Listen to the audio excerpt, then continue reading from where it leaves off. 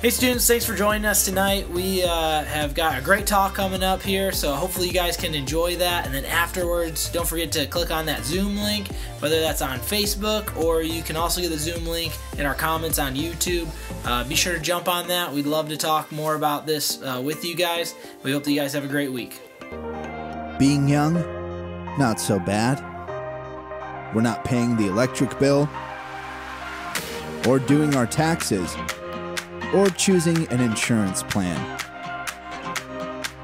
We have summer break, winter break, spring break. Basically, all the breaks. On the other hand, being young is frustrating. We can feel like we're not ready, that we don't have a choice, that we don't have a voice. It seems like we're in a holding pattern. But we don't have to wait for the next stage of life to make a change, to make a difference. Because even though we are next, we are now. We are young. Hi, thanks for joining us. I'm Sam. I'm Chloe. And we're going to be talking about how you can change people's view of you and our generation. Have you ever heard an older person talking about what it was like to be young? And it might be a grandparent, a parent, or an older sibling, and there's always a sense of nostalgia in talking about being young. On the other hand, there are disadvantages to being the age we are.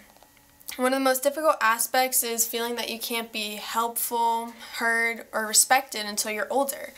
And deep down you get a sense that there's something wrong with that, but there's not. To start, we're going to start with the book of the Bible, 1 Timothy. Paul was like a dad to Timothy. Timothy admired and respected Paul. And so it isn't surprising that towards the end of the book that we find 2 letters with Timothy's name on them. In 1 Timothy 4:12, it says, Don't let anyone look down on you because you are young. It was common for older people to look down on younger people at the time, by setting an example in speech, life, love, faith, and purity. What Paul says here takes the power away from the older generation. Paul says you have work to do. If you're tired of being viewed and treated in a certain way, then the responsibility is on you. It starts with taking steps. Begin with the small things because the small things become bigger things. And that's what matters because the little things matter. Have you heard the expression, we teach people how to treat us? We can live in such a way that makes people reconsider their view of our generation. As you head out today, I'm going to ask you a difficult question. Are you doing anything right now that gives the power to the older generation and gives them a reason to look down on younger people? You can't control what people think of you, but you can change their view of what they think of you. See you next week. Bye. Bye.